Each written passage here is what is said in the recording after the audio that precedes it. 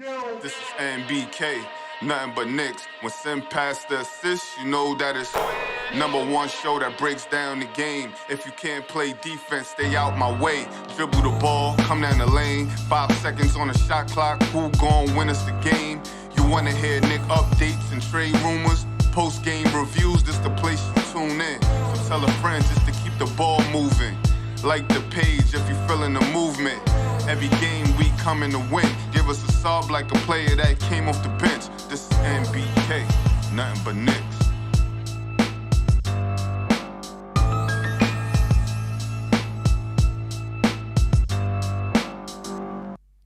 Knicks family, what's poppin'? It's your boy.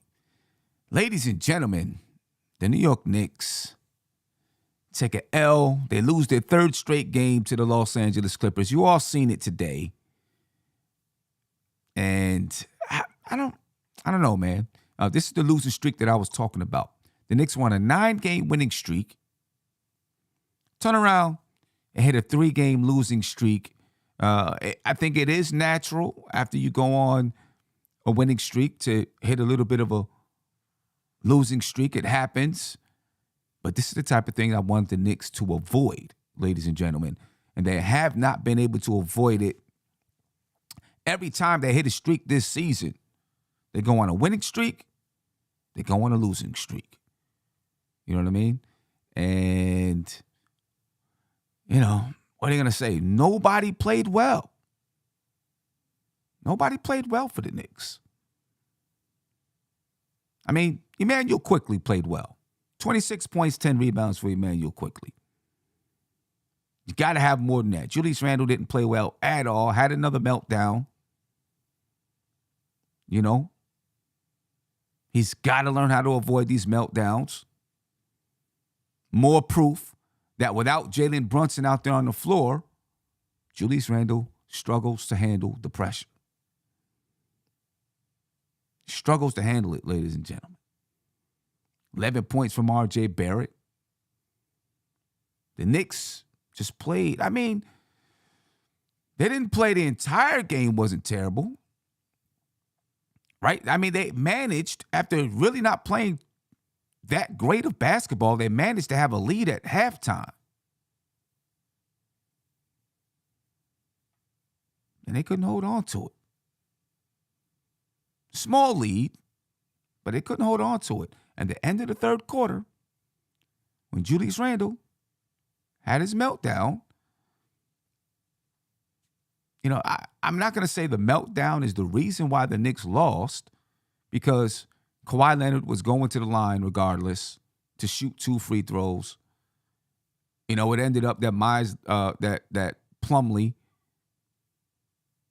Well, it ended up that Kawhi Leonard shot 3 free throws. Right? But no matter what happened, most likely the Clippers were going to have the lead at the end of the 3rd quarter. But it gave the Clippers an extra point and maybe even, swung some momentum, I guess, if you want to say. But whatever it is, Randall's got to be able to control it. You got to keep it under control. Got to figure it out. And I understand where it's coming from. I do. I get it. You're getting hit a lot. It's frustrating. You know what I'm saying? Because you feel like you're taking a beating and nobody's doing anything about it. So you feel like you got to do something about it. I get it. I understand it. You know what I'm saying? I think if you're a basketball player, you've been there. But you also understand that you got to be able to control your temper. You know what I'm saying? And Julius Randle has proved time and time again that he struggles in that category, controlling his anger, controlling his temper. We're going to get into it. Let's bring some people into the chat and talk about it just a little bit. Steph, glad to see you. Very glad to see you. Yeah. Give me just 1 second. I need to make sure that I don't think that I have you.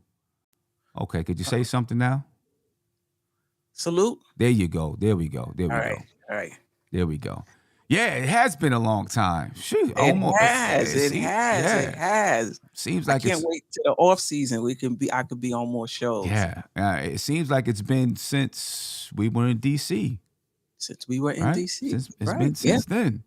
You know what yeah, I mean? yeah. And of course, I was busy coaching and stuff like that. Congrats to you, So sir. thank you. I appreciate that. Thank you. I appreciate it. So yeah, it's definitely been a long time. Isaiah, what's going on, man? Hey, what's going on, Steph? What's going on, Steph? Oh man, oh man. I don't know what's going on with your sound. We could barely even hear you.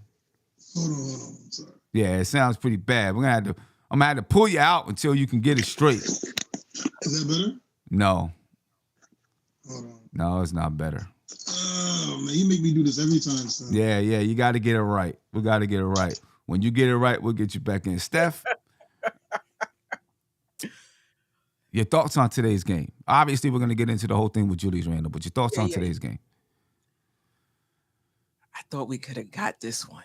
You know, I thought we could have got this one. I thought we was right there. It was good to see quickly rebound. It was just man. I mean, as a team, I haven't gone over the stats, but I don't think we shot great in this game either. We only scored 95 points for the game. Yeah, we didn't shoot great. We shot like 35%. Yeah. So the last two games we haven't been shooting well. The defense was good though. I mean, we held them to 105 or like 106 points or whatever it is. And I know we're going to get into Randle later, but I thought that swung the momentum and we weren't able to get it back. Right. We had the opportunity, I believe, to go into that fourth quarter up 1, and that's not a lot. That's not a lot. But we went in there down 3, and I just think it just killed our momentum, and we just weren't able to get it back. We just looked flat. We looked listless. That energy that we was playing with just wasn't there any longer. Right. And then we just, we had no answers for, guys like Kawhi Leonard, you know what I mean, down the stretch of the basketball game. And, the Knicks just, like I said, the energy, it wasn't there. You know what I mean? And Kawhi Leonard went, 38 points for Kawhi Leonard today. 22 points for Paul George today. And Marcus Morris did his job in getting underneath Julius Randle's skin. Yep. And look, I mean, Marcus Morris, he probably knows, I'm sure he knows better than some people because he played with Julius Randle for at least half a season. Right. So he knows, hey, you know what? I mean, everyone has seen it that we can get under his skin, but I know how I can get under his skin because I played with him for a little while. Right. You know what I mean? And Julius Randle is having a hard time with it. Teams are, it's on a scouting report, right? Hey, you can get underneath his skin. You know what I mean? Be physical with him, bump him. They can't call every foul. Right. Get underneath his skin and see if we can get him off of his game. You know what I mean? And then Julius Randle wasn't shooting the ball well tonight. He shot 5 for 24 from the field. All night long, he wasn't shooting the ball well.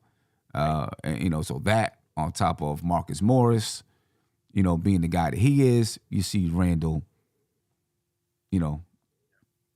lose control of his emotions, once again out there on the floor. But we'll jump into that.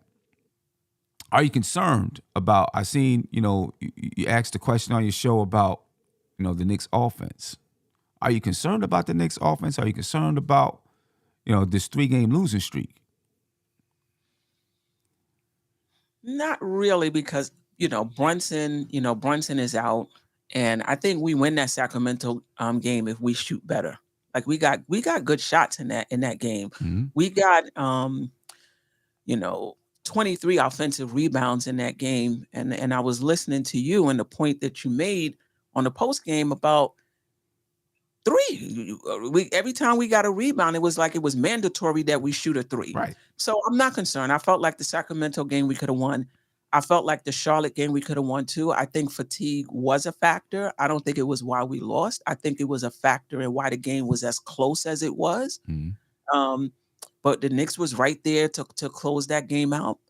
And this game, I think we lost the momentum. So I think we're still a good team, right? Good teams lose games. Good teams go through stretches where they don't shoot well. I think we're still, we're still a good team.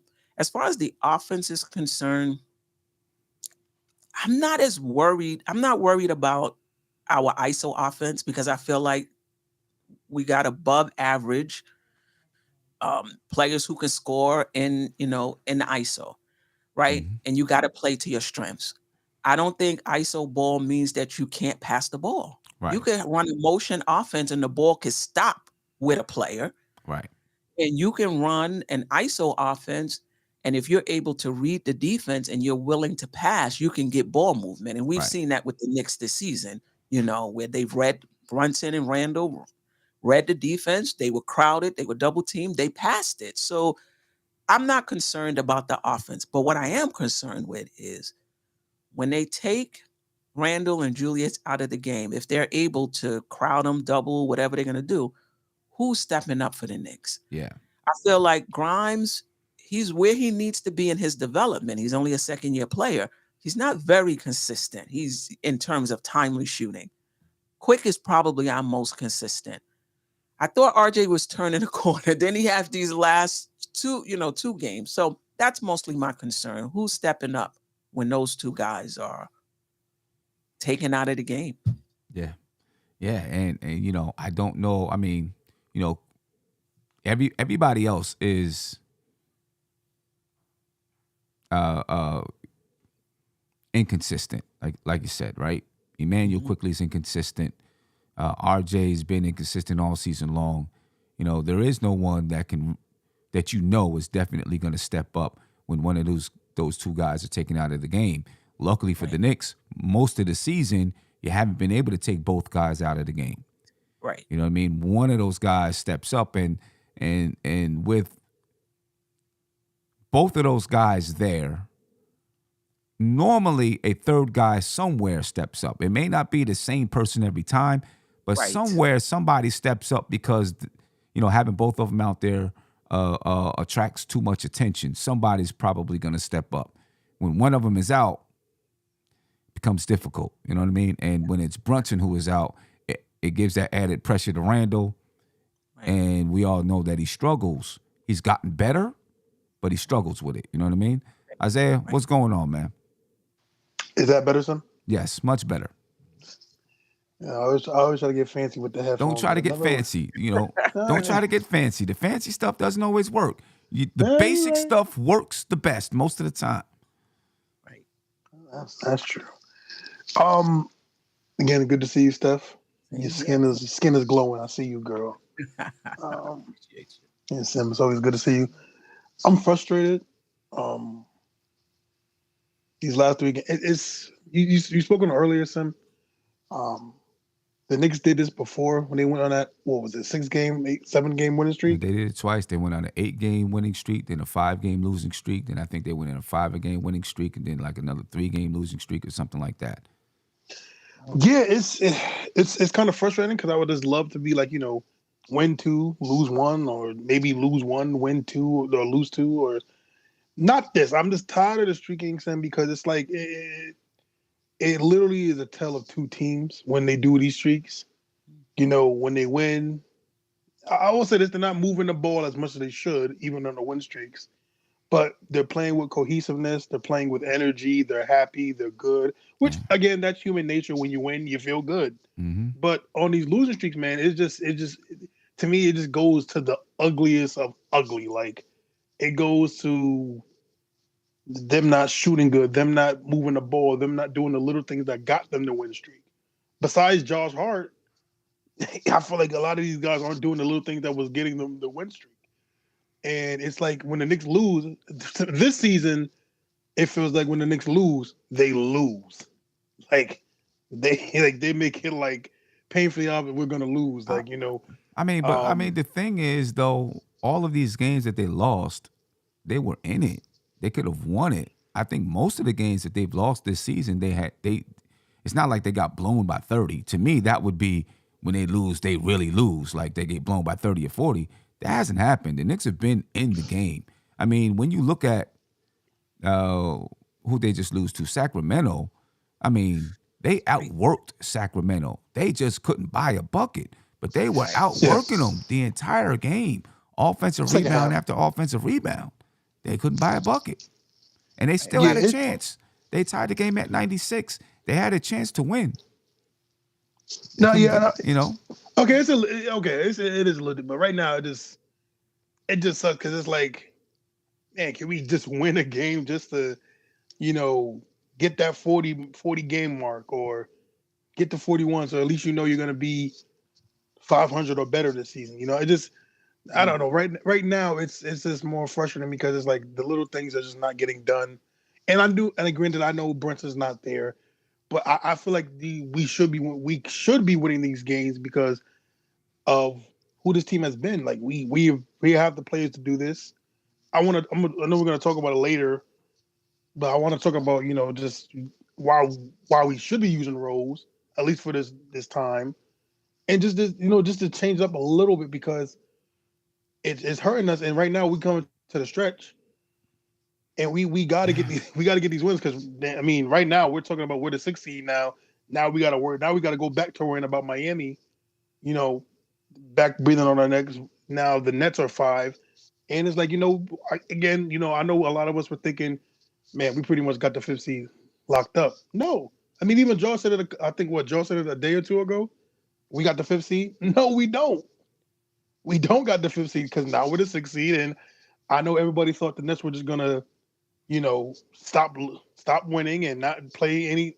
No, they have a good team. They're winning games, and they're not just gonna sit. They're not just gonna sit and be like, okay, well, we don't got Kevin Durant and Kyrie.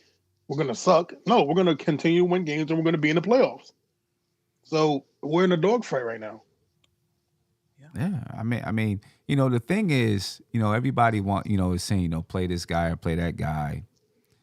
And you talk about doing the little things that got you there. I mean, the rotation is part of that, and the rotation that they're playing right now is the rotation that got you here. You know what I'm saying? I understand it, but look, my big thing, at least for me, is playing D Rose because these are the situations where you do play D Rose. I get during the win streak and they made it very clear that right now he's not part of the team, but there's times when circumstances change when you need a floor general on there. You need a floor general on the floor. I'm not sure that Derrick Rose is the kind of floor general you think he is. I don't think he's like Jalen Brunson floor general. He's not that guy. No, Sam, I don't know. Sam, see the difference. I don't think he doesn't need to be Jalen Brunson. He's not Jalen Brunson. He's Derrick Rose. So what are you asking him to do? Because Derrick Rose that we've seen this season wasn't. Sam, but that's a small. To be funny, that's a small sample size. That's what 10 games, maybe 15 games, the most. I mean, that we've seen of Derrick Rose, 20 games or whatever. He wasn't that good. I mean, bottom line is the Knicks became the team that has this record now. They became this team when Derrick Rose, Evan Fournier, Cam Reddish stopped playing the amount of minutes. And, now it's like, oh my gosh, now you got to throw it in there. Throw him out there because Jalen Brunson is hurt. But when the Knicks were, I think, on an 8-game win streak and Jalen Brunson was out a couple of games, Deuce McBride came in and played, and everybody was all happy and hunky-dory because they still won basketball games. I mean, they might have, with Jalen Brunson there, they could have went on this 3-game losing streak. I don't think just because you hit a bump in the road and you lost a couple of games, now you just got to, oh man, we got to do this. To me, that shows a sign of panic. And I don't know if we're at a sign of panic. You know what I'm saying? Listen, man, it's not for me. Okay, I get what you're saying. As a coach, I would understand that you would think that's panicking by changing Derrick Rose. But I think for right now, just the sustainability of just having a floor general out there, and then, again, he's not Jalen Brunson, but to have a guy like D Rose that knows situation, that knows everything about what Thibs wants. And I'm not saying quickly and Deuce don't do it, But I think there's also times when, okay, as Steph just said, we're not scoring the basketball right now. We're not. We're not even getting timely buckets when we need them. Having an offensive guy like D Rose is the guy that can at least get into the paint. Again, I know that the games we saw, I just he don't wasn't think, there. I don't feel like D Rose is doing that for you right now. I really don't. I mean, I disagree because I think I don't he feel like can. he's doing that for you right now. But also, what roles are we talking about? Right. Like, I feel like Tibbs is his biggest supporter. If Tibbs took him out of the rotation for Miles McBride, there was something he was seeing in practice that just wasn't right. Yeah. You know, he was getting blown by. I mean, he lost this. I don't know what it was, but remember, he was in the rotation. Yeah. And he took him out for McBride. I think there's something that we're not privy to in terms of what's going on, in practice, what we're trying to do defensively. And I think Tibbs thinks McBride is the better option, which is saying a lot because McBride offensively, you're not getting much. Exactly. That's how I see it too. I just don't think D Rose is going to be the answer right now. I really don't. I don't think it's gonna. I don't think it would help. I don't think it would help. I don't think putting D Rose out there and all of a sudden the losing streak stops. And I agree with you, Sam. We can't panic. Teams lose games all the time. It's a tough stretch. We're without Brunson. He's a big part, of what we do. So now we changing the rotation. Now we bringing back Fournier. We bringing back I don't think this is a time to panic. I mean, to be fair, Steph, I wouldn't mind giving Evan Obi minutes. To be really honest with you, at least give him Obi minutes.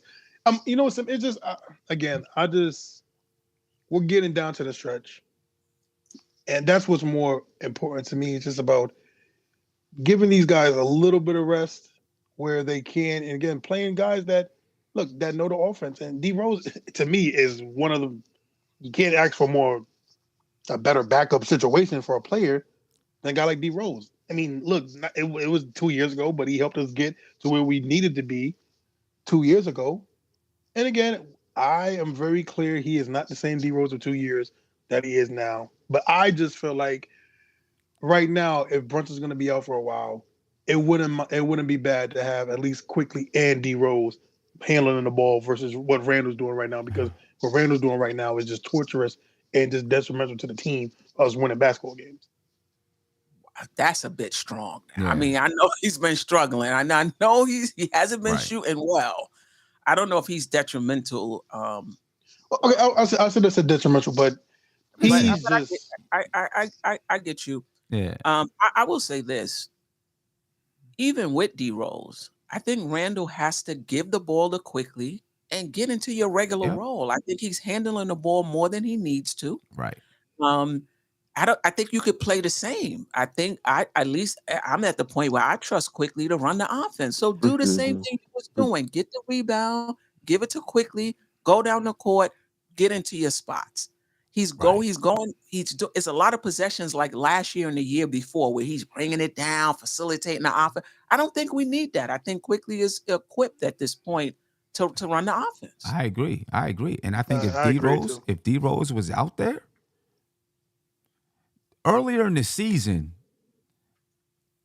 D Rose and Randle were having a little bit of conflict and it wasn't even that Randle wanted D Rose to take the ball and orchestrate, and Rose was letting Randle do it. And he would be trying to tell him, come get the ball. You know what I'm saying? So something was amiss. And I think if Rose was out there, I don't think it's going to be Rose. It would be Rose handling the ball like you think it would be. It would still be Randle. I don't even know if Rose wants that role, to be honest with you. You know what I mean? So I think what Steph is right. Let Quickly do the job, and let him be. He's not Jalen Brunson, but let him do that role right now. I think that's got to be the answer for Julius Randle. and not step back into that old role. You know what I mean? And I think Quickly can do it. I think Quickly can do it. You know, it's been a tough 3 games for the Knicks and Julius Randle. The last 3 games been pretty tough. They play the Lakers tomorrow. The Lakers have been playing well, so it's going to get, it's not like it's going to get easier, right? Because the Lakers have been playing well. But I don't know. They've got to figure something out. Let's get to Randle, though. Well, let me get to a phone call, then we'll get to Randle, and his outburst today. All right, caller, you're live. Tell me your name and where you're from, please. Hey, Sims. This is Nev. I've called you before in the past. Yeah, how you doing, man? How you feeling? Big Bubba was driving me crazy, so I had to make the call. You're not the only man. one. You're not the only one. He does that to a lot of people. You sound like my girl. You sound like my girlfriend, man. Yeah, man. The panic you're in, man, is just crazy to me. We don't need to panic. Number one, that's and I'm happy this coach is not panicking. Right. Number two, if I know you have played the basketball, you're pretty good in it, so you know what Julius is going through. Whenever you exhaust your body of oxygen in the Boston game and the Miami game, it takes like 3 to 5 days to recover. Julius should have been rested, really and truly. Julius quickly should have been rested. That hasn't happened yet. So right now, those players are sluggish. They're trying to recover while still playing basketball. They're literally trying to recover. And their body is not getting oxygen. Right now, I'm pretty sure Julius feels like, because he's older, his body's like, he just cannot, his cells cannot get enough oxygen in it. So basically, they are tired, and it's not tired. It's more than tired, because it takes a while for your body to recover whenever you exhaust it to that level. That's why it's not a good idea to go to push them that hard. It's not a good. 3, the player we must unleash is Obi. That player can make a major difference. If there's one player on this team that can make a major difference in how far we go, is Obi. Number 1, he backs up the most important player on this team, which is Julius. We cannot afford to lose Julius. If we lose Julius for the year, our season is over. Number 2, the kid is very talented. I have said that before, and I believe that. This kid is very talented. So we must unleash this player. If we can do that, we can go very far in the playoffs. If we cannot do that, we can still go pretty decent, but not as far as I believe we can go if we get this player to play at a high level. Stop, he's still playing a little timid out there. I can still see him playing very timid out there whenever, you can see it, because his first shot is always a break. His first play is always a mistake. That tells me that kid is not playing he played with nervous energy. And then a basketball player, you cannot play with nervous energy. You cannot play fearful with anxiety and apprehension. You just cannot do that. Mm-hmm. So if we can get this player to play free and stop worrying about, if he's good enough to, just play free and get rid of the anxiety, we could have something special going on here. Well, but now, it hasn't happened. Well, we almost out of the season, it doesn't happen. Yeah, it's Obi, he had a good game tonight, 10 points, 5 rebounds. But it's got to be on Obi too. It's not just on Tibbs or the team. It's got to be on Obi to be able to bring, no matter what your role is or how many minutes you get, you got to do something to make the coach say, I got to keep you on the floor, right? That's what Emmanuel quickly did. That's what Quentin Grimes did. That's what Josh Hart does. You got to do other things if you're not scoring the ball to make the coach have to keep you on the floor. I mean, Totally agree. You got to do those totally things. agree about that. But at the same time, what I would like to see, which I haven't seen, is when, especially it bothered me more in the Charlotte game because I knew Julius was tired. So when Obi is playing well, I would like to say, you were making excuses for the coach the other day after the Charlotte game, which I disagree. But when Obi is playing well, this coach has to try to extend that minute because. But he didn't play well in the Charlotte game. He had 3 points. Obi had 3 points, 0 rebounds, 0 assists, 0 steals, zeros across the board except for 3 points. He was playing well in the fourth quarter. He was playing well, and the team was playing well. More importantly, the team was playing well in that stretch. So if the team is playing well in that stretch, especially you have. I get it, but they were playing well against Charlotte's backups, right? When hey brother, can I say something? People forget about that a lot. Sometimes you do have a player or a group that's playing well, but you got to realize who's on the floor with that group. They may be playing well against the other team's backups. It doesn't mean that they're going to play the same against that team's starters, and we always miss that. We always miss that as fans. You know what you're doing, Sims? What I dislike is that you're not taking the team in consideration. Charlotte is not a good team. Charlotte is not. There shouldn't be no player on Charlotte we're scared about. Who are on Charlotte that this coach should be worried that Obi is on the court with them? Listen, no. See, here's my thing. Obi? You made that excuse for that game. Listen, here's my thing. Did. You might think that our bench is better than Charlotte's starters. They're not. If our bench were our starters, we'd be a terrible basketball team, bro. Charlotte doesn't have a regular set of players that they can match up for us. But they beat us. Listen, Tim, and you made that excuses for Charlotte, which I totally disagree with. Rozier, I mean, besides maybe quickly, Terry Rozier is probably better than everyone on our bench. Kelly Oubre, maybe better than everyone on our bench. Besides maybe quickly, maybe they're the same. I mean, our bench, those guys are starters. Those guys are starters.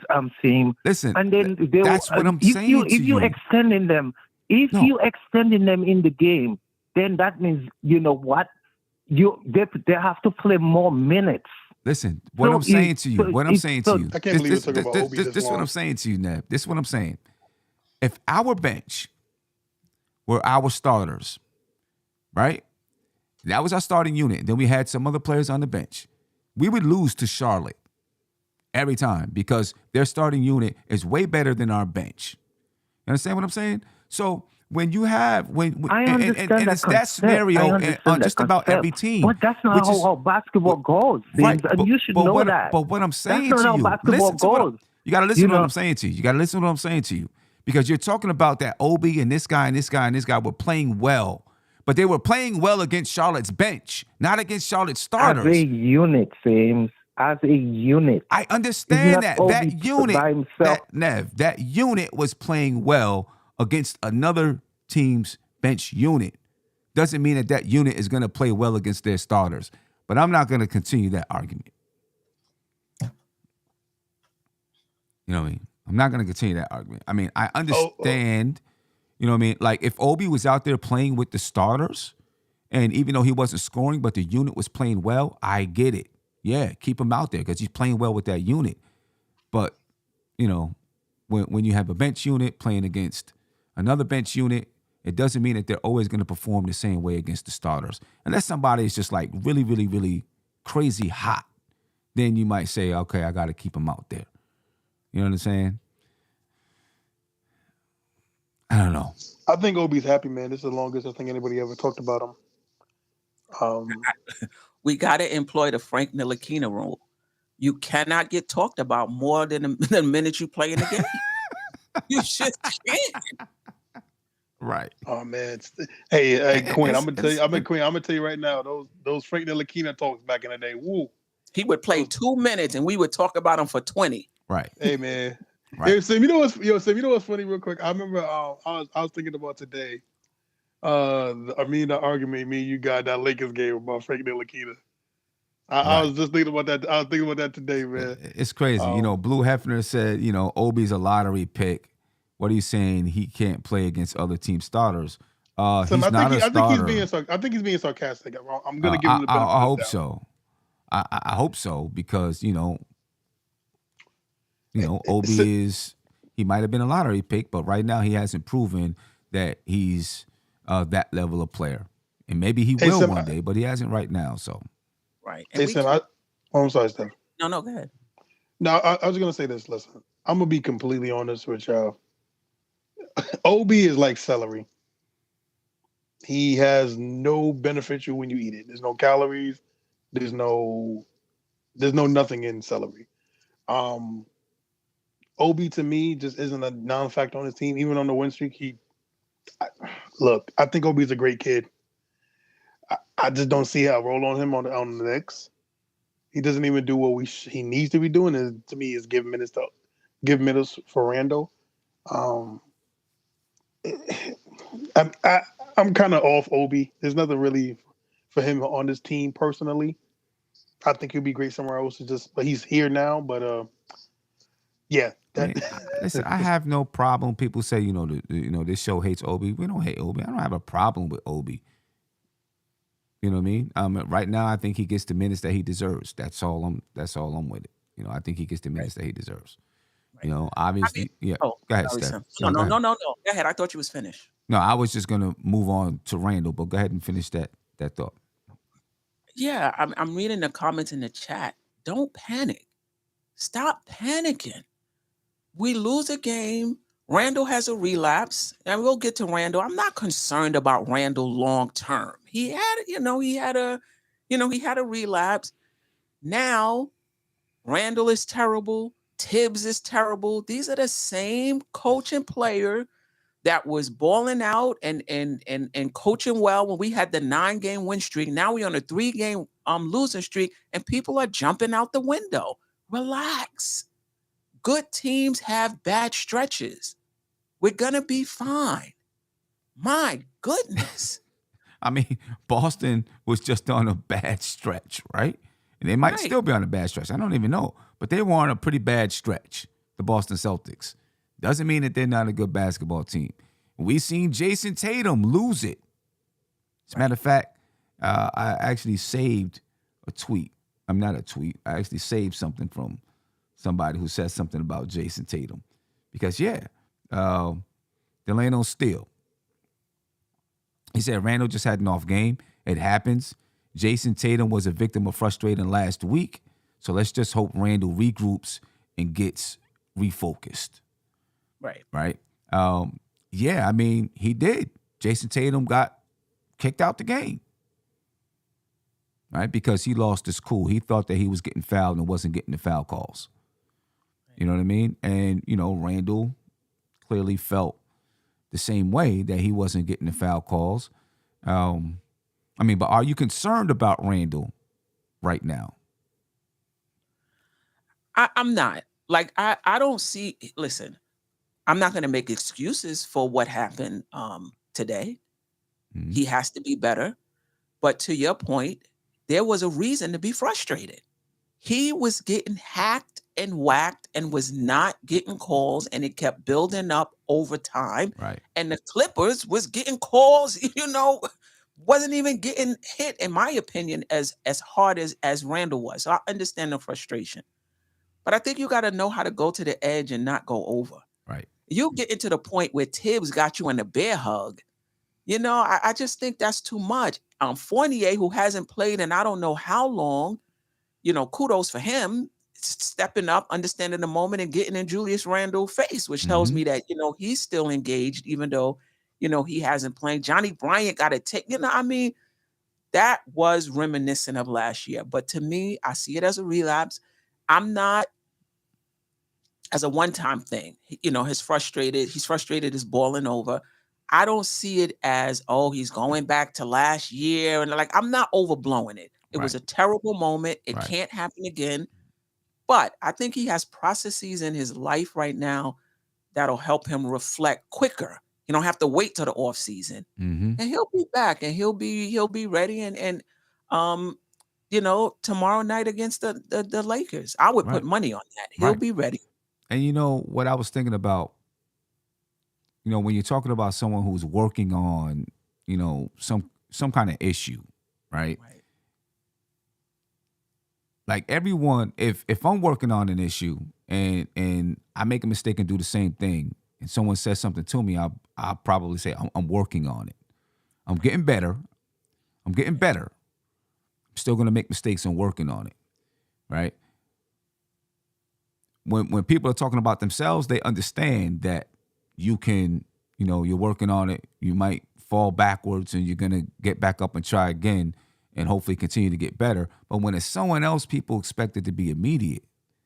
You know what I'm saying? And I feel like it's like that with Randle. People expect, clearly, we've seen it all last season. He has trouble controlling his anger, right? That's not something you fix in 9 months. Because that's probably I don't want to speculate, but it could be like a lifelong thing that he's dealt with. And right now it's really come to last year it really came to a point where, hey, I got to work on this. And it's not something that you fix in 9 months. You know what I mean? It takes time and practice, continually practicing whatever techniques that you're learning. And there are going to be times when you get to a boiling point, especially, someone who, as we've seen, seems to have trouble managing his anger. You know what I mean? And, you hope that you have your coaches and teammates and things like that for support. Now, what we've seen, obviously, whenever Randle goes off, I think right now, it's probably, from, I think earlier in the season, I forgot what it was. He did something, maybe got technical fouls or whatever it was.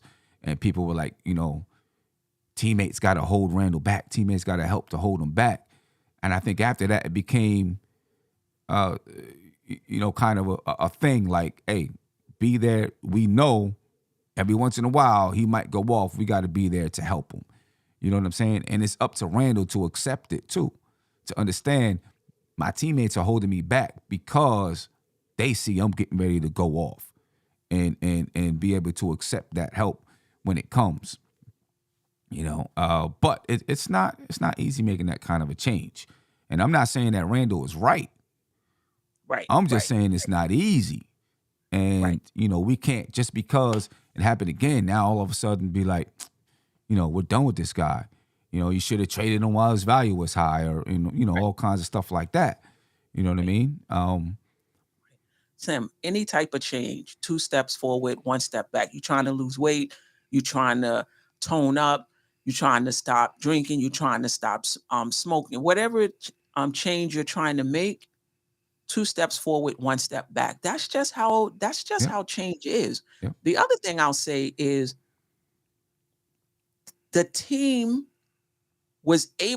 they felt comfortable enough engaging Randle. Yeah. There was a time Tibbs wouldn't even touch Randle in a situation like that. Right. You understand what I'm saying? Right. So that relationship is such that Tibbs felt comfortable to physically restrain him. You know what I mean? Right. The same thing with who was that? Fournier. Mm-hmm. Last season, that would have escalated to unknown proportions if Tibbs would have put his arm around Right. Randle. He might have been on the floor. Right.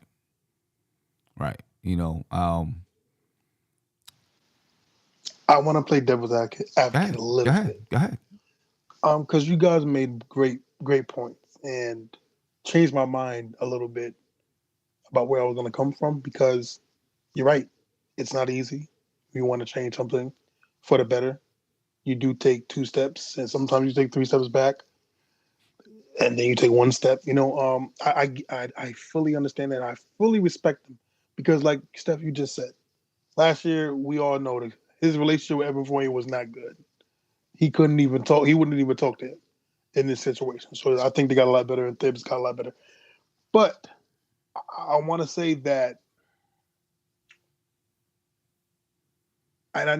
it's hard to control it. It really is. Your emotions in high situations. But golly, man, you gotta understand where you're at in the game. You Right. have to understand Mm-hmm. emotional intelligence. Mm-hmm. And to me, what bothers me with Randle, and again, I haven't followed Randle throughout his whole career. I don't know what was going on in the Pelicans. I don't know what was going on in the Lakers. To be honest, I don't watch Laker games. We all don't watch Pelican games, so I don't know if there were emotional outbursts in the Pelicans and Lakers game and during his Laker tenures. I don't know. I can only go based off of New York, and it wasn't really bad his first year. I really don't recall him first year with Marcus Morris, RJ, and all those guys. Second, his most improved year, we've seen it, but we were winning, so we kind of ignored it. Third, last year, well, we all know that was you don't get worse than that. This year he's been he's been great. This is the first. Well, this ain't the first time he's Not the been first pretty time. mad before, but you just got to understand where you're at in the game, man. Yeah, I know you're upset, but man, that literally changed the game. That literally took the momentum.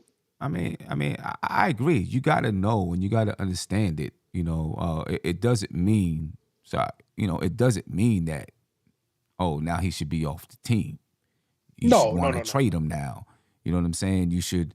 It doesn't mean that at all, Can in I my can I be opinion. honest with As you, a matter Sim? of fact, if you look back at some of your favorite Knicks players, they did some. John Starks did some wild stuff back in the day. I remember he headbutt Reggie Miller in the mouth in a playoff game.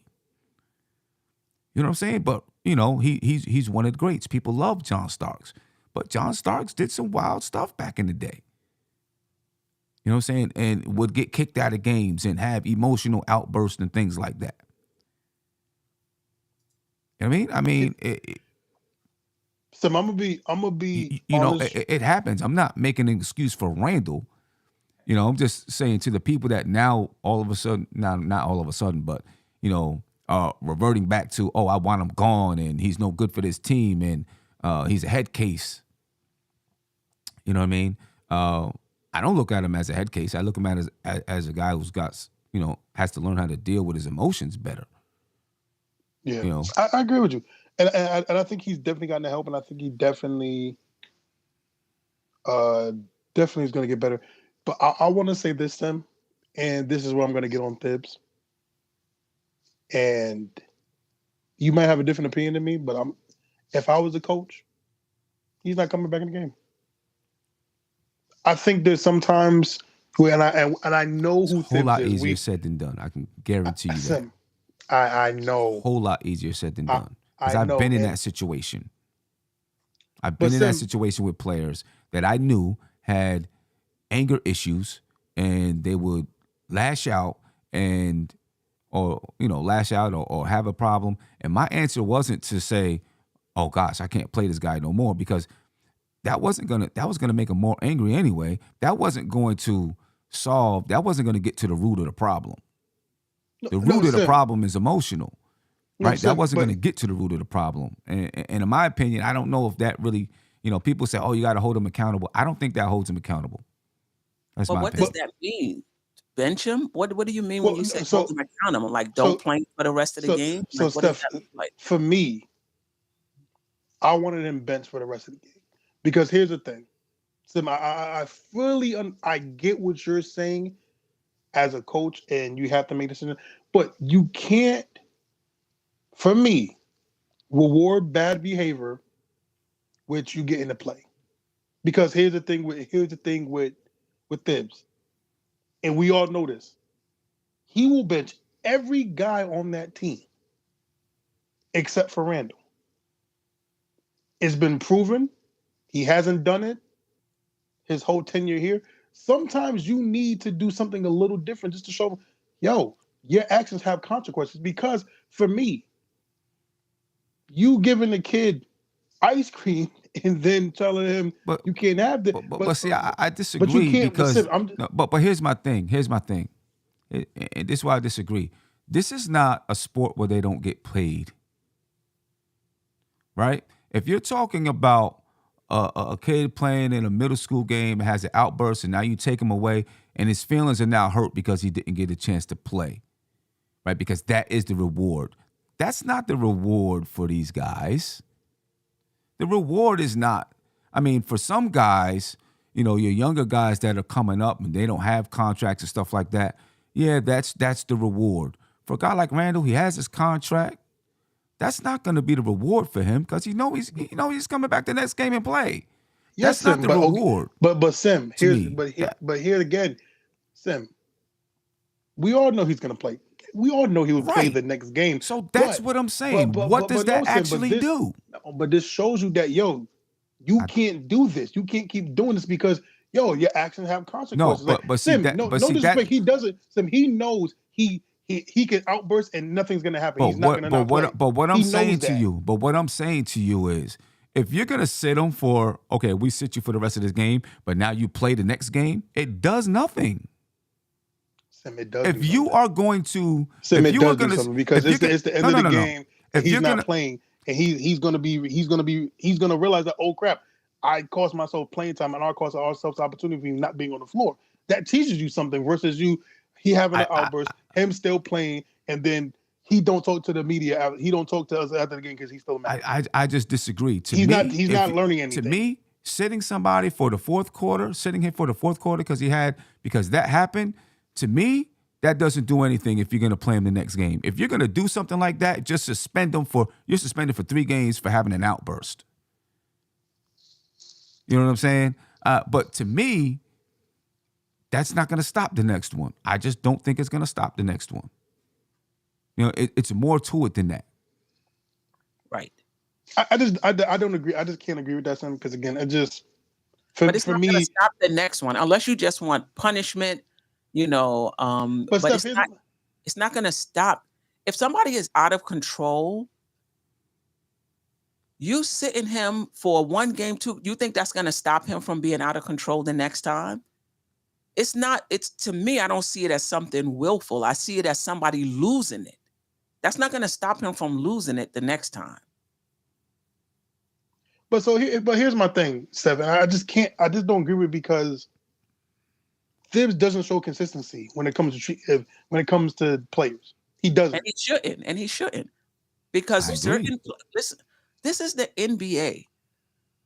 And not just the NBA, this happens in college, this happens in AAU as well. Certain players, the more talented players, get the longer leash. Yep. It's not new.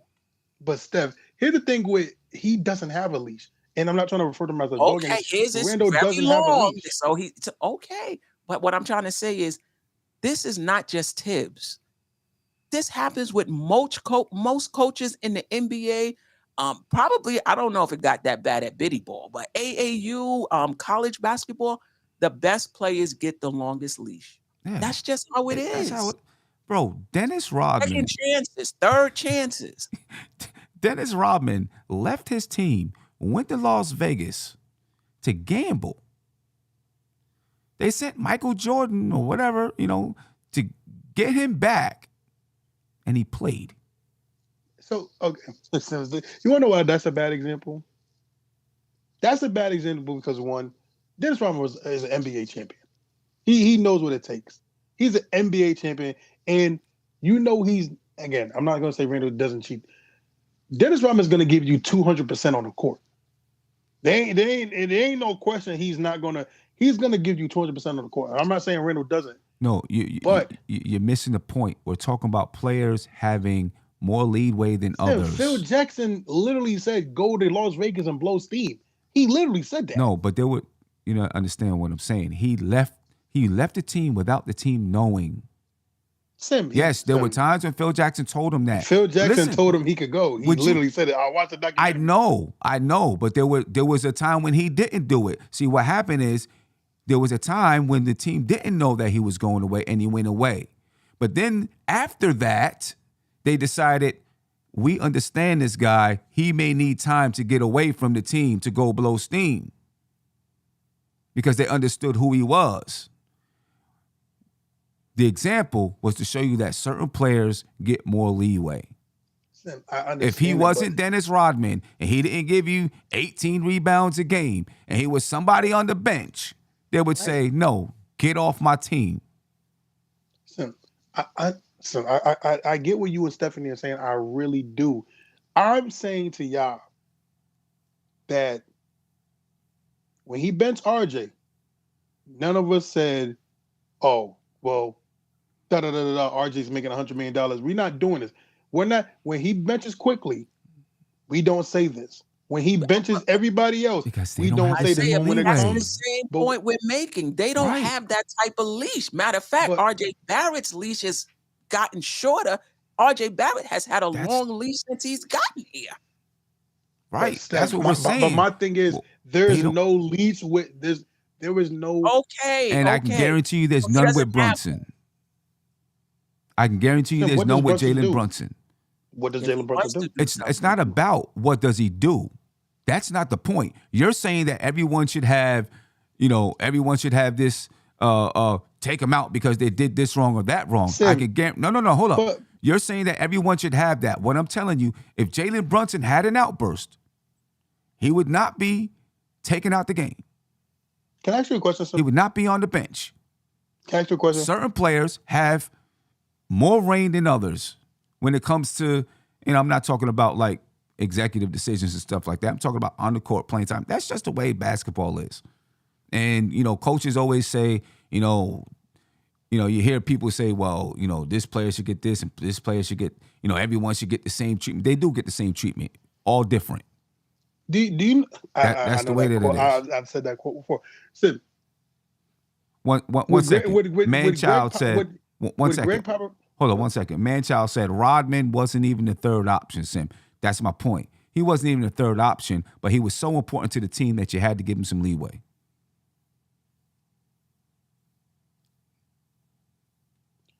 Sim, would Greg Popovich bench Tim Duncan? I guess. Sim, you know he would. I guess. I guarantee you. Exactly. Long stretch. And I guarantee you there were things that Tim Duncan did that Greg Popovich did not like, and it may not have involved, getting mad at refs or anything like that, but there were things that he said, I can't bench him for. I can guarantee you. Sim, of course. But I'm telling you that Tim Duncan told Greg Popovich, you have to coach me harder than these other guys. Because if you don't coach me harder than these guys are going to do what they want, and they're not going to listen. But what does that got to do with what we're talking about? But Steph, I'm saying this. I'm not saying suspend Randle 3 games. I'm not saying this 1 game. I'm not saying that. I'm saying for Randle's sake, for once in his tenure with the Knicks, have him face a consequence where it affects the team, where he can see that you can't do that. All I'm saying is, yes, first, it was a 6-point swing that happened when he did all that. That was a 6-point swing. A 6-point swing? Sit it. A 6-point swing with the whole outburst. Wasn't the Knicks were up 1. Kawhi Leonard was going to go to the line because he got fouled, right? During that time, before the whistle blew, Julius Randle swung his elbow and hit Plumlee, right? And they were checking that to see if it was going to be a flagrant foul, right? And then that's when Julius Randle started to have his outburst. The Knicks were up 1. I believe Kawhi Leonard went to the line, knocked down a technical free throw, and then knocked down 2 free throws. Okay, 3-point swing. I'm sorry, 3-point swing. I mean, it was probably going to be a 2-point swing anyway at the time. I'm not saying it didn't bring down the energy of the team. But I'm just saying, point-wise, it was probably going to be a 2-point swing anyway because Kawhi Leonard was going to the line. If he made both of those free throws, the Knicks were going to be down 1. Okay, 3-point swing. So here's my thing. He's playing like crap. He's playing like crap the whole game anyway. All I'm saying is he's playing like crap and then he does that. Sit his ass down for the rest of the game. Teach him a lesson about you can't do this thing because it's gonna affect the team and you acting like that, that's gonna do it. That's all I'm saying. I'm not going with the bench and I'm not going with the suspension of the game. I'm saying for once in his tenure, let the leash a little shorter for once and show him what it is. That's my thing because you don't do that to anybody else on the team. You just do it for Randle. And sometimes it bites you in the ass, and what it did to Tibbs, it bite him in the ass because he doesn't do it. I mean, the game was still in the balance. The game is still in the balance. You trying for a playoff run, your best player got to be in the game. Yeah. That's it. You know what I mean? I mean, the whole team can't suffer because he made a mistake. Jason, he wasn't effective in the game. He was 5 for 24 at that point. But your best players, you always believe that the next shot can turn things. Something's gonna happen. I mean, that's I just listen. I had a player that would have outbursts frequently. We was in the middle of a game. He had an outburst on the floor. We pulled him out so he can get himself together. And we said, listen, when you go back in there, this is what we need you to do.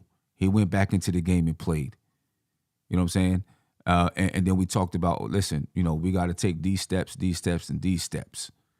You know what I mean? Taking him out wasn't going to help him or the team. It wasn't. It wasn't going to help him or the team. There's certain ways you got to deal with certain issues. You know what I mean? I just don't think, people think, oh, well, you're disciplining him. I don't see that as being discipline. I don't see where it helps. I don't see where it's going to teach him a lesson. He's still going to have an emotional outburst at another point in time.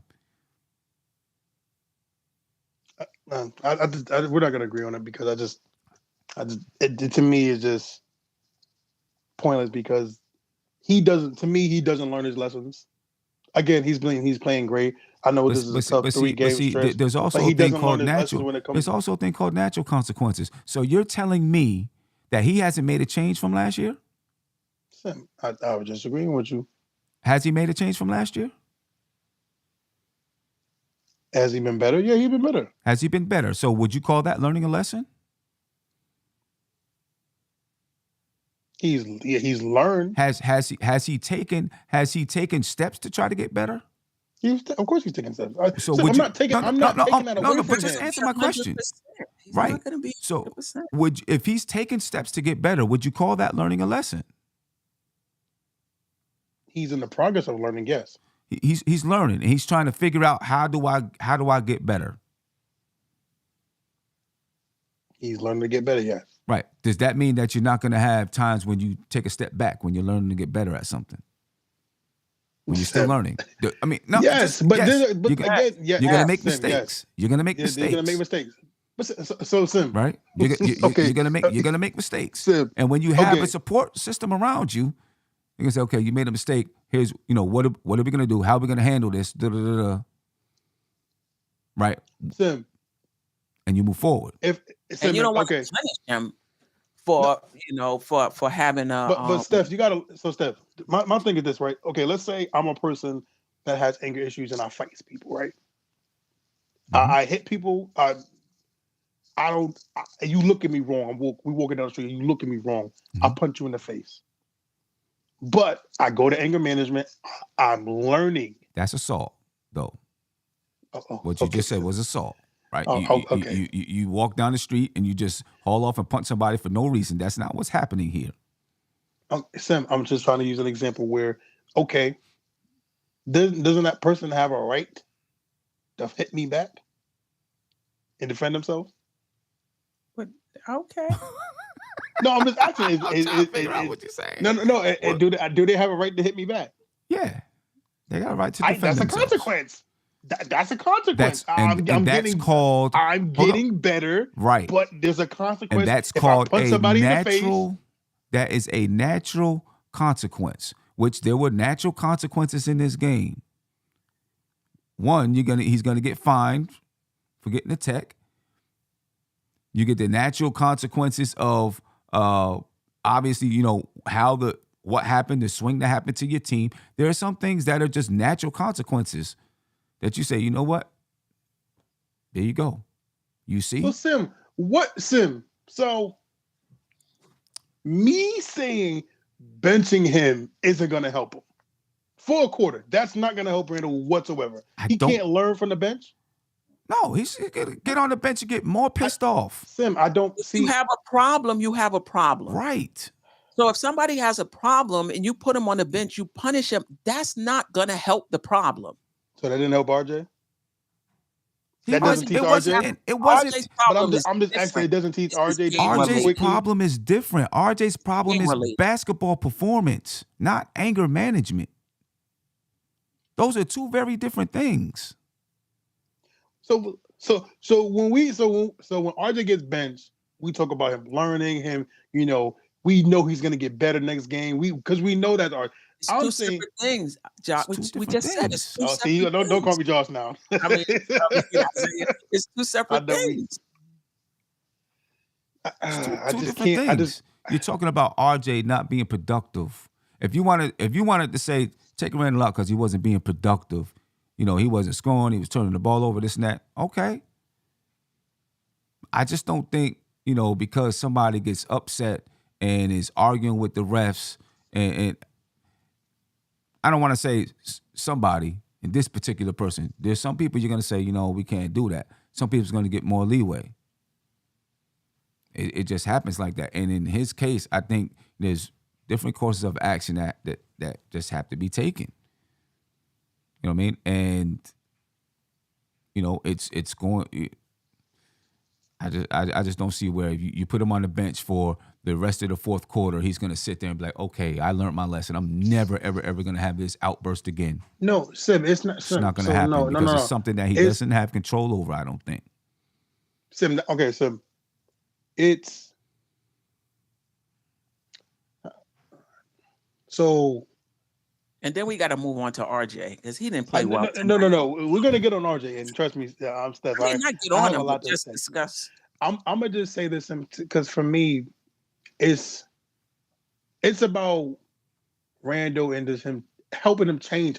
And to me, I feel like this will help him change by one again. As a tenure with the Knicks, he has had no consequences on the court that we know of, that we see with our eyes, of him sitting on the bench. That's all I'm saying. There's never been a game when Randle's been bad, and there's been games where he's been bad, where Sims is like, no, sit your ass on the bench, watch from here, and learn from this. He don't do that. Listen, you're right. I'm not arguing with you about that. I have players on my team that were having bad games, and I continue to put them out there because their bad game was better than the person coming behind them. And I still needed them on the floor for even more reasons than just them not shooting the ball well. Because there were more things that they do besides just shoot the ball well. And maybe they had turnovers, but more things that they do, and they were still better than the player coming behind them. It's not okay. First, I know for a fact that whoever plays for Randle is not going to be better than Randle. I don't give a damn who it is, for the most part. But again, this would teach Randle that your actions have consequences. You having this 3-point swing, whatever swing it was, affected the team. Lower morale. I don't think that's any close exactly. momentum. That's exactly what I was going to say. Does he know that? Because yes, he knows that. Oh, he knows. Okay. It's a problem. It's a problem in the moment. So yes, but Steph, this is a continuous problem. I understand. Well, it's a continuous. First of all, let's not overreact. Yeah. Like this has been going on all season, right? He's been balling out all season. He was just player of the week. This is a one-time. It happened one time with this season where things have boiled over and got out of hand. I'm not saying that, it was unacceptable. But let's not overreact and act like the clock has struck 12 and he's back to who he was last year because it's happened 5 times in the last 2 weeks. I think we're overreacting. Yeah. He'll be better tomorrow against the Lakers. He'll hold it together. Just the other day, something was going on, and he walked to the side and he was telling himself, to calm down. He's in his process, and there's gonna be a game or two in the season where this happens. I don't think punishment is necessary. Like Sim said, there's natural consequences. He's embarrassed now. The fans are on him. Now we back talking about the same things we were talking about last season. Yep. He will rebound. I agree. He will. I agree. He'll rebound. Yeah. Shout out to Nikki B. He said, FYI, Julius has fewer texts than Josh Hart.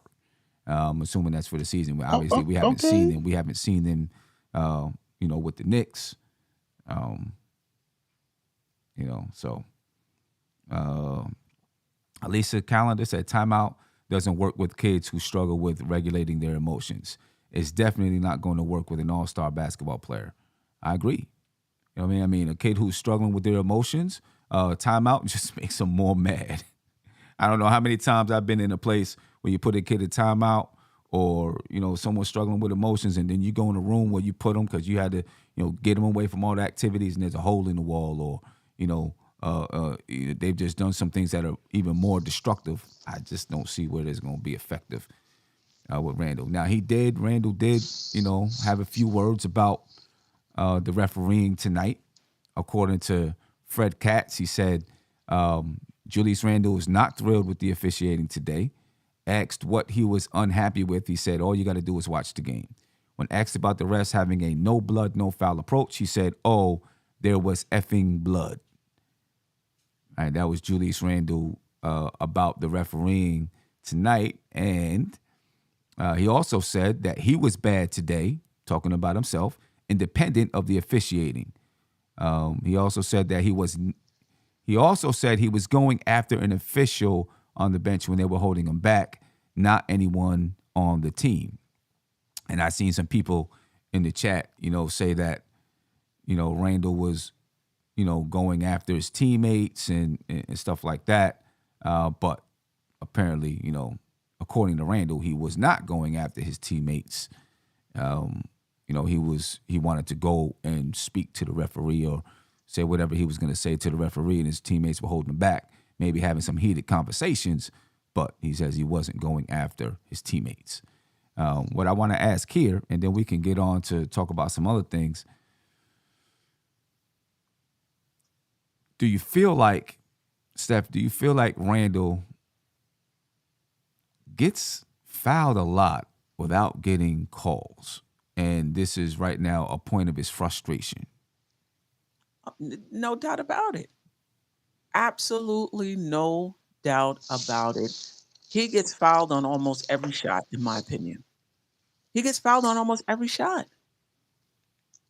Yeah. And this has been going on for years and years and years. And then it has to be frustrating. And then to come down on the other end and somebody gets less contact and they get the foul and they go into the line. Right. Yeah. So, sure. I get it. Melo had the same type of frustrations.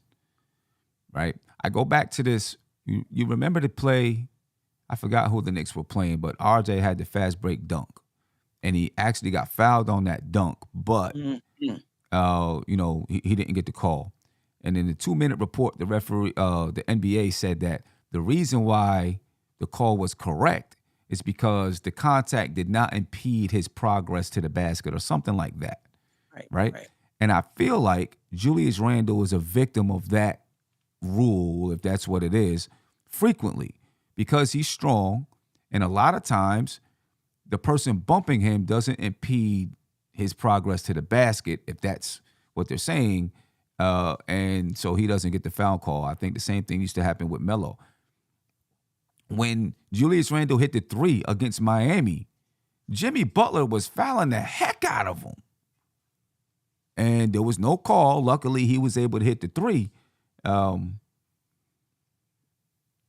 know, I do agree. I think Julius Randle gets hit a lot out there. You know what I mean? Frequently, and part of it is his style of play. Right? He's a physical type of player, so players are going to be physical back with him. Still, he's got to understand. Like with my girls, we played a pressing type of basketball. Like we were always pressing, and we pressed the entire game, no matter what we pressed. And we, at one point in the season, we were getting really frustrated because a lot of foul calls were going against us. I had to stop and think, and then explain to my girls, listen, we're going to get a lot of foul calls against us because we press and we play physical defense. So the whistle's going to blow against us a lot of times. We're just going to have to deal with it and move on. We can't let it upset us during the game. And this is something Randle's got to deal with. He plays a physical style of basketball.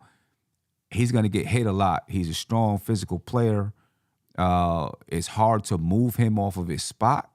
So times when he's getting hit, it may not look like a foul to the referee, and he's not going to get those calls. He's just got to learn how to deal with it, I think, because it's not going to change. You know what I mean? Isaiah, what's your thoughts on that? I agree with both of you. Randall is definitely getting fouled. Him and RJ are getting fouled. I mean, to me, Steph, it's almost a crime what they're doing to RJ. There's times he's on the floor and they don't call it. I mean, that's very frustrating. I do feel for Randall and RJ, because those guys are usually, for their positions, bigger and stronger than most of the people that's guarding them. And it stinks because, to me, like the year RJ scored 20 points, he was getting to the line. I don't know what happened where he wasn't getting these calls, because he was getting to the line about 7 to 8 times a game. Now I think it's like, I feel like he only gets to the line 5 times, 3 times, sometimes, depending. They're just not calling these calls. It doesn't make sense. I go back to the very first game the Knicks faced against Ja Morant. And there's it was to the point they showed fouls where they weren't even touching Ja, and he was getting calls. And to me, this goes back to the favoritism of the superstar. And if you're a superstar, you get these calls, which again you earn them. But geez, Louise, at least be touched. You got Randall that's getting mauled, like you said, Sim. Jimmy Butler game, he fouled him twice. Thank God he did, because maybe Randall misses a free throw, goes. Thank God that didn't happen, because he made the shot. But you gotta call games as they are, man. Because I mean, this year, Sim, to be real, the refereeing has been horrible throughout the league. Yeah, that's true. It's to the point, Sim, where I think you're gonna probably, during the offseason, Adam Silver's probably gonna address the refereeing, because I'm surprised. I'm gonna be honest with you, knock on wood. I'm surprised there hasn't been a fight between a player and a ref. I'm surprised. Well, according to Paris Duggar, thank you for the super chat. I appreciate it. He said, Randall pushed the ref and pushed Tibbs, but I don't remember him pushing Tom Thibodeau. I'm gonna be honest with you. I don't think that we would have seen. We would have seen about Randall pushing a ref. He wouldn't be playing right now. What he was talking about is when Randall he felt that he got bumped. Or no, Randall, I don't know. Whatever it was, he was trying to demonstrate to the referee what happened, and so he, brushed his body up against him. I don't know if that was counted as a push, he would have been suspended by the league. We've seen it happen before. He would have been suspended. 100%. But yeah, they got to do better, Sim, because again, to me, it's just Randall and RJ. They're getting fouled. It's you can't hide it. They're getting fouled and they're not getting calls. When it's like dudes like Kawhi and Paul George get the foul calls, and I get it. I really get it, Sim. That's the politics of the NBA that we don't all like. Because I'm not gonna lie, there were times when Carmelo used to get phantom calls. I've seen it. But there was also plenty of times. I remember there was one time, Sim, I remember Carmelo got his whole headband ripped off and they didn't call a foul. Yeah. Like I know. you know what I'm saying? So it Yeah. sucks because RJ and Randall, they're not on those levels of where it's like they're superstars. I think. Well, I think Randall's a star. He's not a superstar. He's a star, and they're not going to give him those calls. Yeah. I mean, So Randall gets, he gets some calls. He goes to no, the he line. He does. creates some fouls. But he does get hacked a lot. Parrish Duggar agrees with you. Isaiah, he said, who wants Randall gone? Just send him to the showers. And then Donald Cannon, thank you for the super chat. I missed this when he said, "Hey, don't talk about my boy French Frank like that." Oh man. Back then.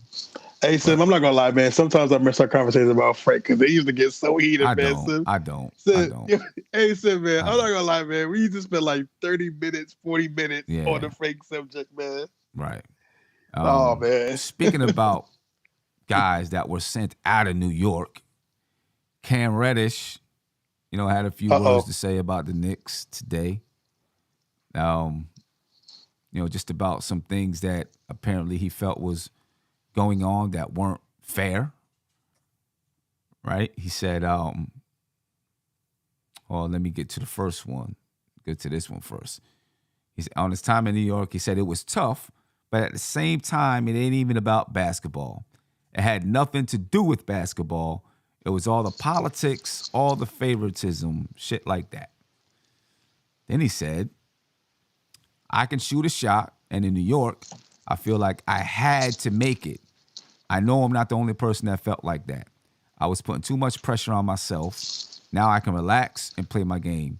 You're going to see it. The more I'm on the court, the more I'm going to grow and play. I'm happy.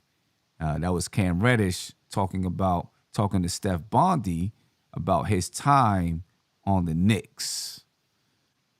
Any thoughts about Cam Reddish's claims that it was all politics about him not playing and favoritism, things like that? Sim, how old is Cam Reddish? 22? Something like that? He's 22. If he thinks there's no politics in every NBA team, then son, welcome to business. There's politics everywhere you go. Even at your job is politics. So I don't want to hear that. Again, Cam Reddish, he's on a team that's no disrespect to the people in Portland fans. You're not expected to win. You're not expected to do anything, honestly. You have Damian Lillard, great all-time player, but you're not expected to win. There's no pressure for you there. The last two teams you were on, they have pressure to win. The Hawks want to win. New York wants to win. When you're on the court, that point kind of made me confused. Where it's like, you got him, you're an NBA player making millions of dollars. You better make some shots. Again, and I kind of get what he's probably saying. He's probably saying, there was a lot of pressure to produce, which I don't know any other team sim that doesn't want you to produce. Yeah, I think what he was trying to say is basically like the slightest mistake, I'm taking out the game. I think it was more of that. I think that's what he was trying to say. Yeah, and I get what he was saying. Look, Cam, this is 13. He's looking for the payday still. He still thinks he's a star in this league. And he's putting up good numbers with Portland. I'm not going to say until he's not. I wish Cam nothing but the best. If that's how he feels, that's how he feels. The Knicks are doing great. Josh Hart is playing great for us. Cam's playing great in Portland for himself. And I don't know for the betterment of the team, but he got what he wanted. He gets to play. He's not going to get yanked. To me, again, the expectations are different from Portland and New York. And, we see that. I don't know where Portland is right now. I think they're in the play-in, maybe 8th seed. The 13th in the Western Conference, 31 and 36. Okay, so, okay. If he's happy there, he's happy there. God bless Cam. Yeah. That's it. I mean, this is what I'll say, Sim. If you think the NBA is fair, then you need to grow up. Right. It's not fair. Right. Every coach has players that they like. You think a coach that says, "Oh, I'm just going to be fair. Oh, this guy is talented. He's going to play this." No. I have the type of players that I like, the type Right. of players that I want to see, and those are the guys that are playing for me. So I can understand a player seeing that as favoritism because in their mind it should be equal. Right. It's not. It's Get not. over it. It's the Yep. NBA. It's not equal. We're Exactly. coming with it with the sensibilities of bitty basketball. Right. That's just not how it is. It's not. Look at Denver. Denver gave up on Bones. I don't know about give up, but he didn't fit whatever they were trying to do. Talented guy. And He Boa. He might go somewhere and ball out, Right. but he wasn't for Denver. James Wiseman, Golden State traded James Wiseman. You think they traded him because he wasn't talented, because he couldn't score? He wasn't a fit. They moved him. Detroit moved off of Sadiq Bey. It happens all over the league. Everybody always try to act like what's happening with the Knicks is just special to the Knicks and Tibbs, and everybody is all in their feelings.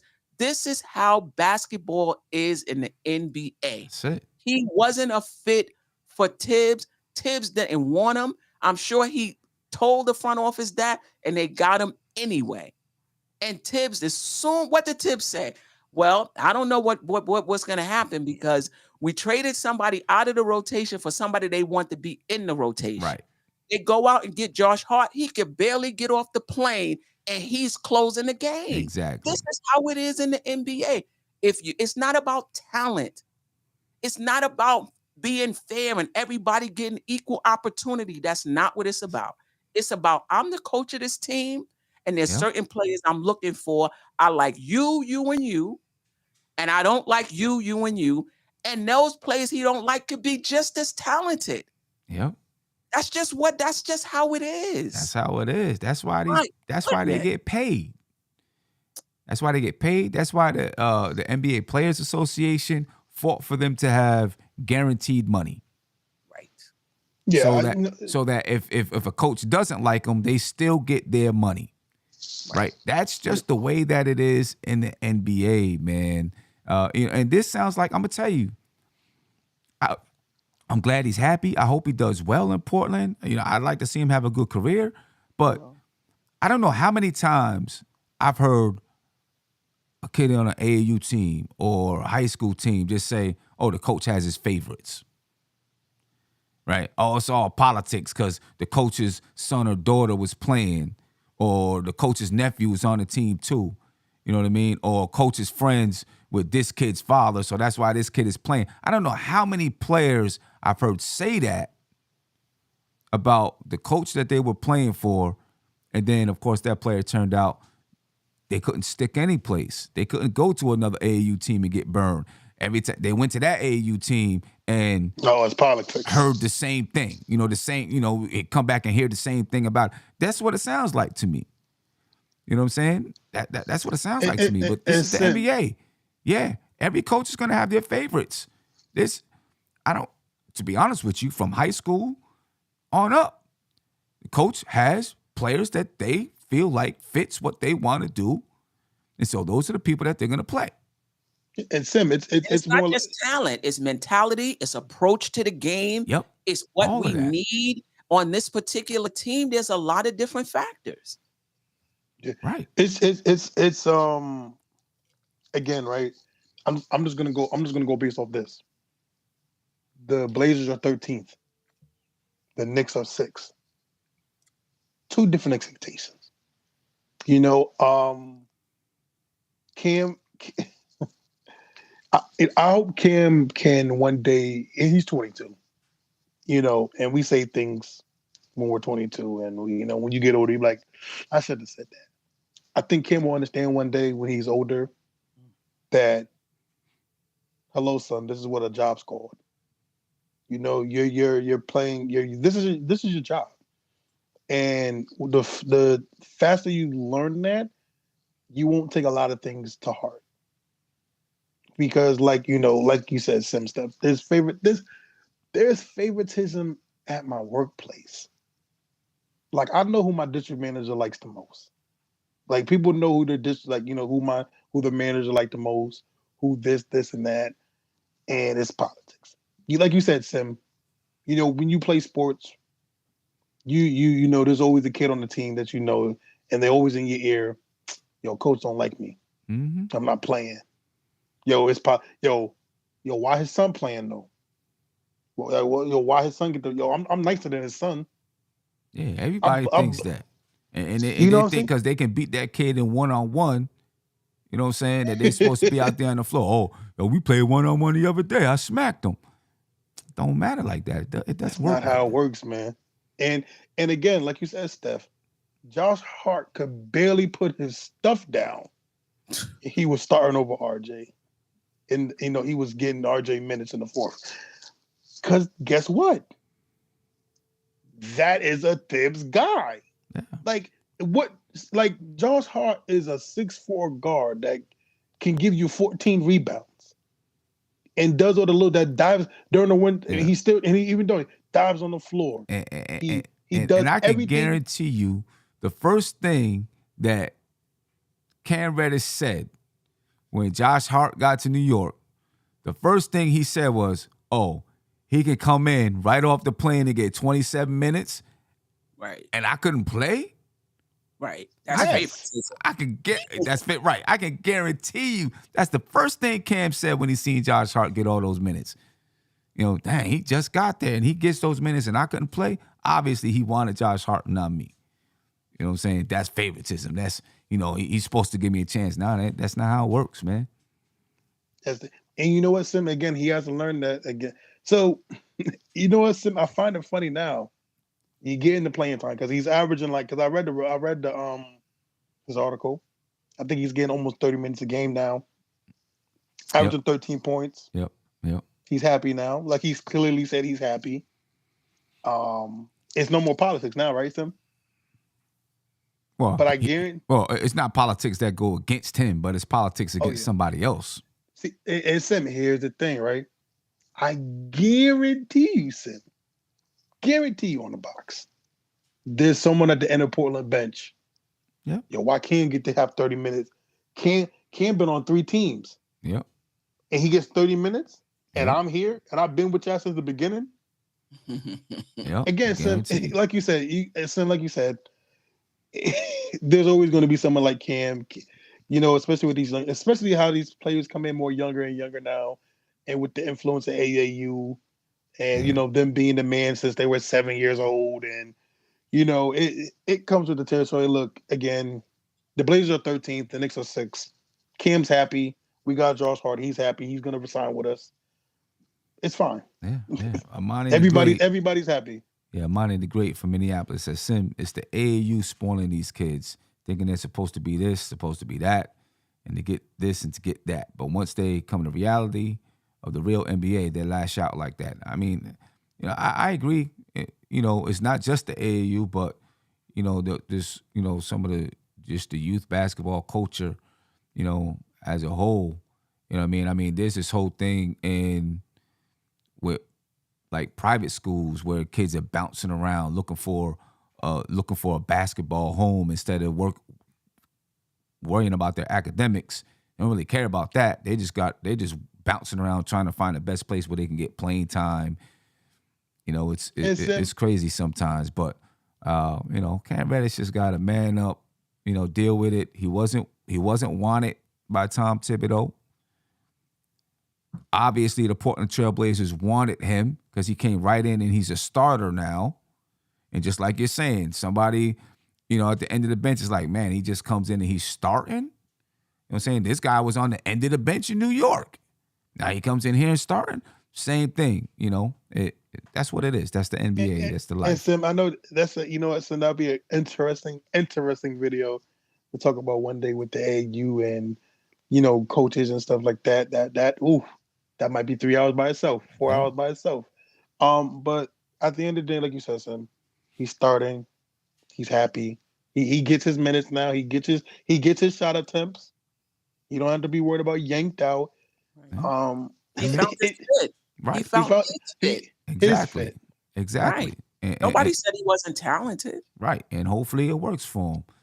Jay, thank you for the super chat. He said trading assets for a player with zero plan is not normal. Sometimes you take a chance on a guy. That's part of what the NBA is about too. You take a chance to see if this guy, maybe you can unlock something with this guy. You know what I mean? And if it don't work, then you got to move on from it. That's the way it works sometimes. That's what you got to do. Sometimes you got to take that chance. And they took that chance to see if maybe Tom Thibodeau could click the right buttons to get Cam Reddish going. You know what I mean? Didn't work. So And one more thing, Sam. You know what? For me, it feels like Cam has this idea of himself, which again, I will never tell, especially a young black man. I will never tell a young black man to lose your confidence on who you are, who you think you are. I would never tell that, but I will say to him that you're playing a team sport. This is not tennis. This isn't golf. Crap, it's not even baseball. Where you're the one that's standing on the plate, or you're the pitcher. You're playing a team sport. Of course, Sam, there was a video years ago of like the 15th, 13th guy on the bench that bust John Wall's butt during practice. We don't know. I don't even know what the brother's name is, and he doesn't play. You can beat guys Sam, like you said, there's probably a guy or girl on your team that's the last player on the bench that could probably beat one of your starters one-on-one. But we don't play that kind of sport. We play a sport that requires sacrifice, requires knowing your role, doing your job, and to do certain things that go above yourself, go beyond yourself. Yeah. And again, I'm not saying Cam Reddish is a bad person. I don't even think that. I think he's a good kid. But I just think right now Cam is in for himself. And Cam wants to do what Cam's way. And luckily he has a team in Portland that is feeling his need of getting his shot attempts. Well, hopefully, I don't know if he's selfish or anything like that. He wants to find his fit because he's got a contract that'll be coming up. He wants to find his fit and be on the floor. You know what I mean? So I mean, I get it. It's his career. He works hard for it. I'm assuming he works hard for it. But he's in Portland now. Hopefully it goes well. Before we get out of here, I know you wanted to talk about RJ. Right, a little bit about RJ Barrett. Steph, what was you thinking about RJ? Part of it with what's going to help Randle is the other players coming through when he's double teamed. So they're double teaming him, they're crowding him, they're doing those things because they can, because there's nobody else that's making them pay for that. So if Quickly had 26 points. And a lot of that, if I'm not I don't know how much of that came off of Randle and how much of that was his self creation. I don't remember. But when Randle is double teamed and he pass it out, if Grimes is knocking down shots, if RJ is knocking down shots, then they can't load up on on Julius Randle. And RJ, did not rebound today like I expected him to. Not actual get rebounds, meaning have a good game. Yeah. The way I, what I expected from him. I believe he had 11 points in a game, and it's just not good enough. Listen, I'm not banging on him. I'm just saying we need him. This is your role. Mm-hmm. You're paid, not yet, but they extended you because they see you as the second or third, probably, I don't know what they thought when they signed him, but the third best player on the team at this point. This is your role. When somebody go out to step up. Right. And I didn't see that. Yeah. I didn't see that tonight. Now, overall, he's been playing better since the All-Star break, but not last night. Right. Or this. And right. To be the third guy on the team, this is what you're supposed to do. You know what I mean? And yeah, he to be honest with you, man, for a lot of the season, he quickly's been the third best player on his team. Yeah. He really has. He's been the third best guy on his team.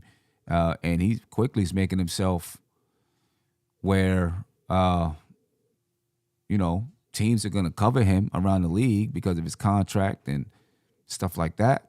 that he's putting the Knicks in a situation where they kind of have to. They really got to look at how much they can extend him for, because he's continuously getting better. Great defender right now. He's learning his role on the offensive side, but I think he's kind of been the third best guy on his team because RJ's been so inconsistent. And, IQ's, for the most part, been consistent throughout this season. And if you go and you look at probably the last 25 games, it's been IQ. He may not average as many points as RJ in those games, but he's shooting way more efficiently, taking less shots, way more efficiently, and plays better defense. While RJ, he's probably at like 40%, taking, a lot more shots to get his 18 a game or something. You know what I mean? But yeah, I agree. RJ's got to step up during this time with Brunson being out. Yeah, and I see somebody says he was 5 for 11, but he was taken out of the game for a reason. So 5 or so, it may not have been his offense why he was taken out of the game, if that is the case. There was a game when RJ was 3 of 3, scored the first 6 points of the fourth quarter, and he still came out and didn't hardly play in the fourth quarter because Right. I don't think it's about his. I don't think it's about the offense. Right. RJ was 5 for 12 tonight, 41% from the field, 33% from 3.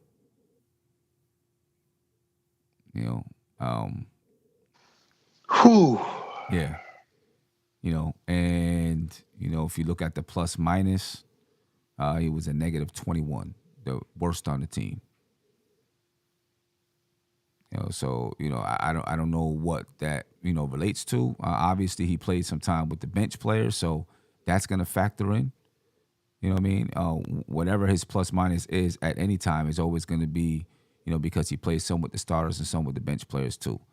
But Right. RJ struggled all season long with various aspects of his game.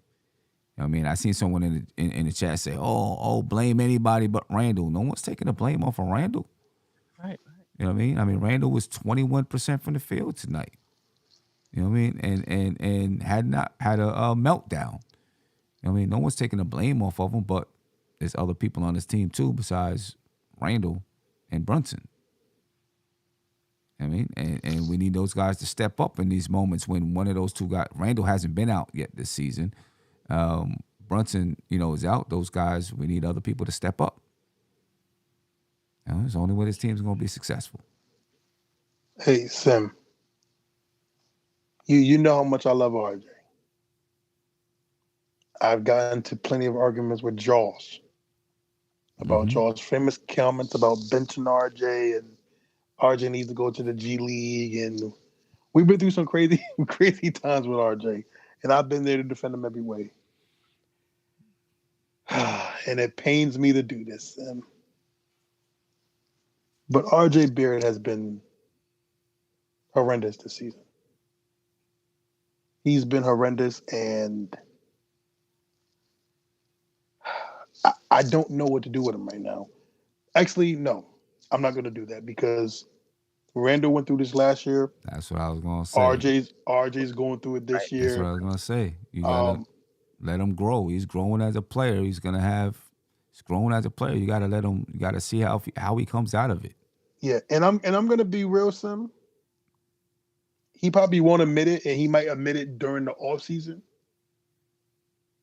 I really feel like for RJ, it started last summer with the Donovan Mitchell rumors. No, I'm not even calling rumors because we know what was going to happen. Right. He was going to get traded. Right. He was going. He knew he was going to get traded, and I think he hasn't recovered from that because I think he's very passionate about being in New York. Mm-hmm. He wanted to come to the Knicks. He made that clear back at Duke. We know. And I think he felt some type of way, and it's natural. As a human, you're gonna probably be like, "So y'all don't want me." Okay. This season, Sim, it's been off really. Besides that stretch before his finger, where he played great. Other than that, it's been hit or miss this whole season. Right. Right. Which I was kind of getting used to Sim. I was like, okay, RJ starts slow, then maybe like after November he turns it on. December he usually turns it really on, and through December through the rest of the season he plays great ball usually. This season has just been bad. I mean, I don't even need to. We don't need to talk about the defense. The defense just watch the tape. The defense speaks for itself. I think he's in his head. I think he feels a type of way, and I think, and same way I was saying about Cam Reddish, where he has to learn about this as a business. Yeah. I believe RJ has to learn a little bit more. The thing with Like, RJ is, he's learning. I think he's still in this. He's still he's still learning his game in the NBA. Like I see him trying to take some shots this year that I hadn't seen him take in the past, and they may not be going in. Sometimes when you first learn moves and you try to put it into practice, it doesn't work until you keep doing it and you get better and better at it. I think he's still trying to figure out where he fits in though in the league. You know what I mean? And Maybe even on this team. maybe on his team, right? He's trying to figure that out. Yeah. Trying to figure it out where he fits in. And so I think we talked about it a while back. RJ's never been through what he's going through right now. RJ's been the man on his I'm gonna say since high school, but college he wasn't the man, Zion. But he's learning to adjust to this being a third option. Before Jalen Brunson, he was never a third option. Right. He's either in his career been a first or a second. And I think he was comfortable because he just knew Zion was Zion. You know what I'm saying? And that was his best friend, so he was easy to defer to. He knew Randle has been one of his closest friends, is to defer to. I think he's trying to come to grips about, I'm the third option. Like, I got to get whatever I can after, Brunson and Randle. And he's definitely struggling through that. And also, too, I think he's struggling with not having the plus defender that he's had in his career so far. Because, he's had a Cam Reddish who was good in college defensively. He had Reggie Bullock that was good. That, to me, really helped him out. Him having to guard some of the best players in the league has been hard on him. Yeah, he don't have to now. Now it's Quentin Grimes. Well, yeah, it's Quentin Grimes. Or Josh but even Hart now, and Josh Hart too. And I think that's another thing too. Josh Hart, him taking the minutes. But I think, again, I'm gonna keep saying that off season, I really think RJ has to do some soul searching and what he has to do better for the team, better for himself. I was talking to Gilmore made an excellent point. He believes, and there's no disrespect to his trainer, to Drew Hill. I forgot the guy's name, Drew something. I think it should be time in his career where he changes it up a little bit. Still go with Drew. But work with somebody else. Yeah, go with somebody else because I think Drew has gotten him this far. And it's things they're working on that is just not clicking for RJ when it comes to, him finishing around the basket, him learning his angles, him, his footwork, him barreling down the lane and just having tunnel vision. I would love for him to go shadow, Jalen Brunson. I think it would be a good idea for RJ to hear a different voice. You know what I mean? As far as training is concerned, someone who's been watching from the outside instead of from the inside. You know what I mean? Someone who's been watching from a distance can say, "This is what I see." I think that would be really good for RJ. You know what I mean? Nikki B from Harlem said, "We can't compare RJ to Randle. Randle has improved almost every year of his career. RJ has been essentially the same guy since year one." Listen, I disagree. Listen. I don't know. RJ has gotten better, but I will say this, and Steph has always. I love when Steph does this. Listen, you are what you are, and right now, no matter how if we take this part of the season and just go based on that, RJ an efficient player. And I thought about this today, Sim. RJ got to pick one. You can't be inefficient and play bad defense. You know what I'm saying? You got to pick one, man. Because right now, Sim, it's bad for RJ. It is. It's bad because you're inefficient. You haven't even shot 45% from the league yet. Not one season. And you're playing bad defense. So to Well, me, you got to pick one.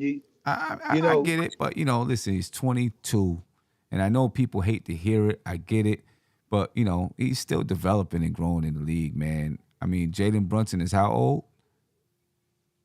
25, 26, 26. Yeah, you know what I'm saying? And he had some time to marinate in the league. He came out of college a little bit later than he came out of college as a senior, right? So he was like 22 years old coming out of college. Yeah. 26. He's 26 now, right? So he Yeah, was like 26. 22 coming out of college. You know what I mean? So They both played 4 years though in the league, right? Is this they've Brunson's both fourth been year, in the league 4 years. Yeah.